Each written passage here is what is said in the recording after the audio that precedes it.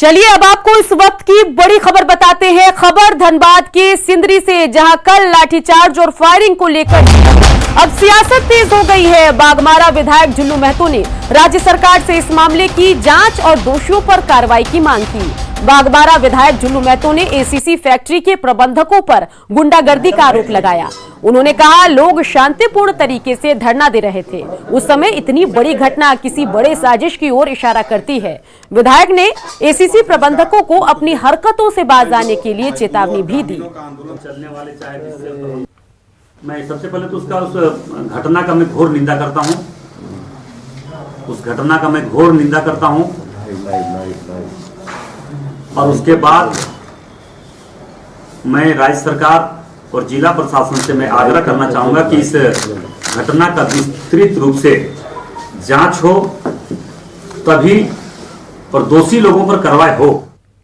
Corona संक्रमण ने जीवन के हर एक क्षेत्र को प्रभावित किया। आमजन जहां इससे खासे परेशान नजर आ रहे हैं, तो वहीं राजनीतिक दल भी इसके दुष्प्रभाव से बच नहीं पा रहे हैं। झारखंड के दो बड़े राजनीतिक दल कांग्रेस और बीजेपी के संगठन पर इसका काफी असर पड़ा है।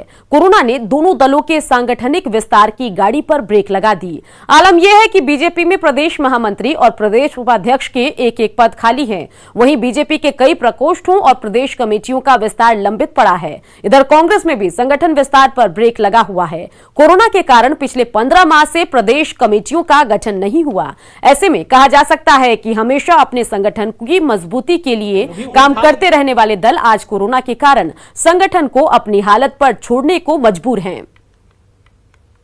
उठाया, मैं समझता हूं कि बिल्कुल माकूल प्रश्न है, खासकर इस दौर को लेकर। और आपने देखा होगा कि भारतीय जनता पार्टी ने कोरोना संक्रमण काल में, जब हम बाहर नहीं निकल सकते थे, समूह में मिल नहीं सकते थे, उस वक्त भारतीय जनता पार्टी ने वर्चुअल माध्यम से लोगों से संपर्क साधा। तो कहीं ना कहीं थोड़ी रुकावट तो आई है। जिस प्रकार सारे लोग, पूरे भारत, पूरे दुनिया अस्त व्यस्त हो गई है और जो बहुत सारे लोग, हमारे प्रदेश के प्रभारी भी इसमें कोविड के चपेट में आ गए थे, तो ये बहुत जल्द मुझे लगता है कि संगठन का विस्तार होगा और संगठन मजबूती से राज्य में जनहित में कार्य करेगी। कोरोना काल में सबसे अधिक शैक्षणिक व्यवस्था को प्रभावित किया है। स्कूल कॉलेज बंद हैं और बच्चों की पढ़ाई मोबाइल और डिजिटल माध्यम से हो रही है। सबसे ज्यादा चिंता अगले साल होने वाले मैट्रिक एवं इंटरमीडिएट परीक्षा के विद्यार्थी को है। राज्य सरकार ऐसी ही परिस्थिति को ध्यान में रखते हुए एक ऐप लॉन्च करने जा रही है। लर्निटिक ऐप के जरिए ऑडियो वीडियो मॉडल, जी हां, audio video model, question answer और ई बुक समेत अन्य सुविधाएं विद्यार्थियों को घर बैठे मिल जाएगी। मुख्यमंत्री हेमंत सोरेन 3 दिसंबर को इस ऐप को लॉन्च करेंगे। बेसिकली हायर सेकेंडरी 9 to 12 के लिए हम लोग लॉन्च कर रहे हैं। इसमें सारे कंटेंट रखे हुए हैं, एनसीईआरटी का भी और अदरवाइज भी। बहुत सारे जो इजी टू रीड कंटेंट होते हैं एनिमेशन फॉर्म में या फिर वीडियो फॉर्म में, उसको भी चैप्टर वाइज कैटेगराइज करके रखा गया है, क्लास वाइज चैप्टर वाइज रखा गया है। तो उसको वो पढ़ सकते हैं और कभी भी वो ऐप खोल के उस चीज़ को देख सकते हैं, पढ़ सकते हैं। जहाँ समझ में नहीं आए और क्लैरिफिकेशन के भी स्कोप है। उसमें क्वेश्चन सेट्स रखे रहेंगे जिसमें वो टेस्ट ले सकते हैं। सर पढ़ाई के लिए है, बच्चों के लिए सर ऑनलाइन। ये टोटल नीचे क्लास से ऊपर 12 तक का बच्चों को लर्निटिक ऐप पहले डाउनलोड करना है, इंस्टॉल कराना है। उसके बाद वहाँ मटेरियल रहेगा, कंटेंट, उसको डाउनलोड करके वो सेल्फ स्टडी करेगा सर घर में। और परीक्षा के लिए बहुत ही उपयोगी है। बच्चे अगर बढ़िया से स्टडी करते हैं तो बढ़िया नंबर आएगा जैसे क्लास में आता है। माननीय मुख्यमंत्री जी के द्वारा इस ऐप का लॉन्च किया जा रहा है। ये कोरोना काल में बच्चे हित के लिए बहुत ही अच्छे चीज़ हैं और इसमें वही कंटेंट डाले जाएंगे जो बच्चे को एग्जाम में उसको फायदा होगा। मुख्यमंत्री हेमंत सोरेन ने किसान आंदोलन को लेकर केंद्र सरकार पर निशाना साधा। सीएम ने कहा कि अगर अन्नदाता ही सड़क पर उतर जाएं, तो लोगों का पेट कैसे भरेगा। लगता है कि केंद्र सरकार ने फिर से एक ऐसे वर्गों पर प्रहार किया है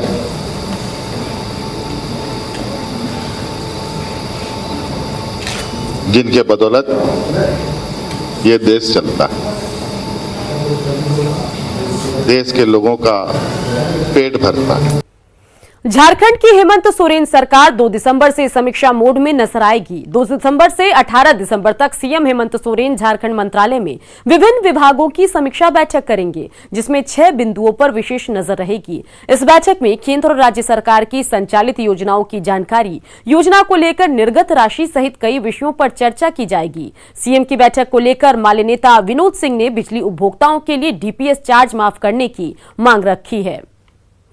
सरकार को इसमें समीक्षा करनी चाहिए। एक तो डीपीएस माफ करना चाहिए और दूसरा त्वरित से कुछ इलाकों में महीनों ट्रांसफार्मर जलते थे, तो वो तो खैर उनके लिए अलग से आदेश निकालने की जरूरत नहीं है, वो तो माफ करें, लेकिन हमको लग रहा है कि एक बार डीपीएस पूरा ग्रामीण क्षेत्रों का माफ करना चाहिए, ब्याज जो है माफ कर देना चाहिए।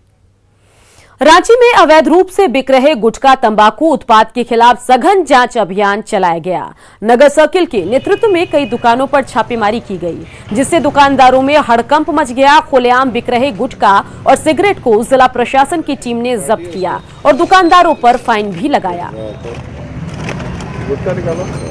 जिला स्तरीय एक जांच कमेटी बनाई गई है, जिसमें प्रतिबंधित पान मसाला और खुले में सिगरेट को बेचना और खुले में पीना जो प्रतिबंधित है, उसको लेकर एक जांच टीम बनाया गया है। करीब 6-7 जांच टीम है जो सभी जगह अपना अपना कार्य कर रही है।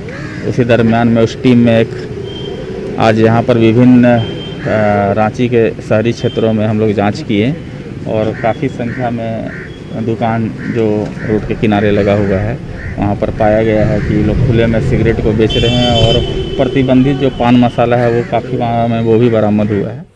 सूचना का अधिकार यानी आरटीआई को प्रभावी बनाने के लिए राज्य में गठित की गई राज्य सूचना आयोग इन दिनों सरकारी उपेक्षा के कारण दम तोड़ रहा है।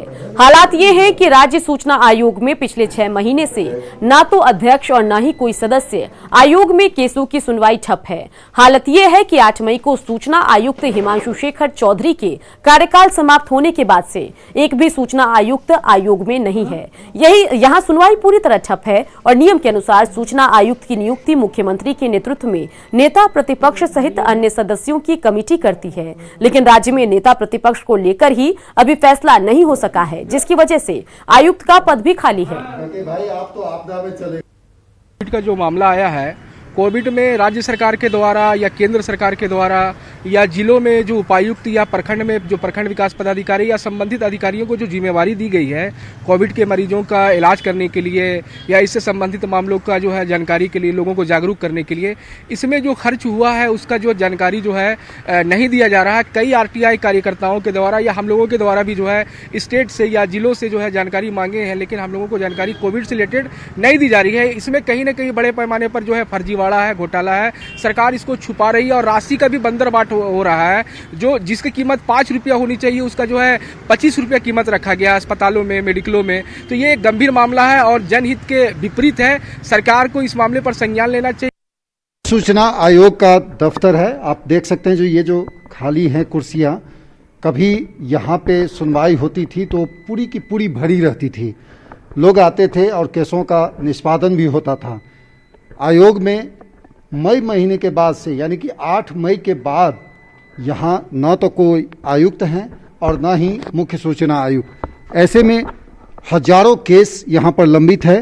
जो कार्यालय के कर्मी हैं वो यहाँ पर आते हैं, जो डे टू डे का जो काम होता है वो चलता है। आप देख सकते हैं जो ये सूचना आयोग का दफ्तर है जहाँ पे कामकाज चल रहा है, लेकिन जो केसों की जो मूल जो सुनवाई होनी चाहिए, जिसके लिए लोग जाने जाते हैं सूचना आयोग के कर्मी और पदाधिकारी, वो चीज़ें नहीं हो पा रही हैं। सर क्या पोजीशन है सो बताएं। ये हमारे यहाँ लगभग 7,000 से ज़्यादा केस लंबित हैं। हम लोग प्रतिदिन आते हैं और ये नई तिथि दे देते हैं, लेकिन उस अगली तिथि को भी सुनवाई होगी या नहीं। चुनाव आयोग इन दिनों मतदाता सूची पुनरीक्षण का काम कर रहा है। वोटर लिस्ट संशोधन के इस कार्यक्रम में 5 और 6 दिसंबर को राज्य भर के सभी मतदान केंद्रों पर विशेष कैंप लगाया जाएगा।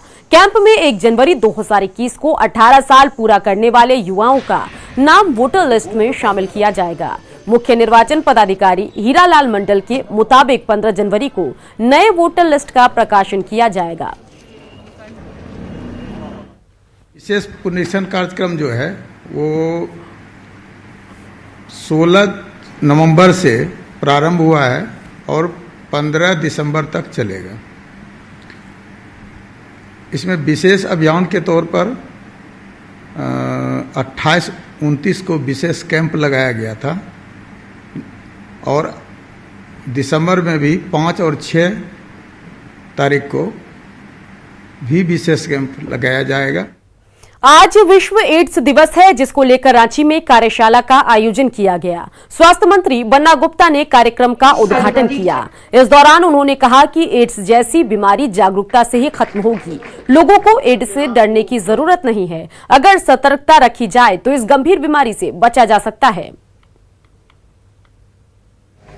जन जागरण से दूर और नियंत्रण होने वाली बीमारी है और इसमें हमको बच्चों को, नौजवानों को, किशोरों को, गरीबों को, मजदूरों को ये बताना होगा, समझाना होगा कि यौन संबंध कैसे स्थापित किए जाएं, उसके क्या सुरक्षा के मानक हों,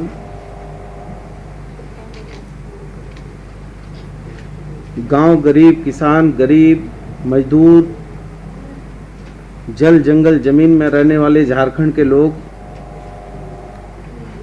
यदि बीमार होते हैं तो उनको सीधे प्राथमिक स्वास्थ्य केंद्रों में आना है। और इसी के साथ यहां रुकेंगे ब्रेक के लिए। खबरें अभी और भी है, जल्द लौटेंगे।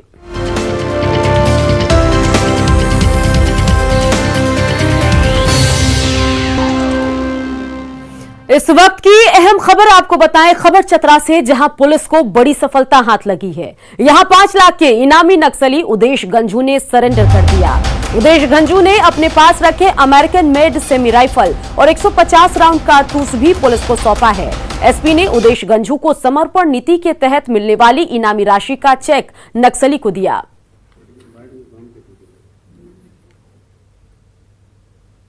आज टीपीसी के सब जोनल कमांडर उदेश गंझू, जो सिलदाग गांव लावालोन थाना के रहने वाले हैं, इन्होंने आज आत्मसमर्पण किया है सरकार के सामने। साथ में इन्होंने एक American made M1 series Springfield rifle और करीब 150 राउंड गोलियों को भी हमारे पास समझ दिया है। हम देखे भाई गोलीबारी मारे चले जाएंगे, बहुत से लोग इनकाउंटर में मारे गए। हम लोग का भी संगठन द्वारा कोई मतलब उन लोगों का सहायता, उन लोगों का संगठन द्वारा को घर परिवार को देख रेख लोग नहीं करने लगे, तो हम भी सोचे कि हमारा भी अगर उस इनकाउंटर में हम भी मारे चले जाते हैं तो मेरा भी घर परिवार को वही असर होगा। और इसी के साथ बुलेटिन में इतना ही, लेकिन आप बने रहिए क्योंकि आगे आपको दिखाएंगे 200 गांव 200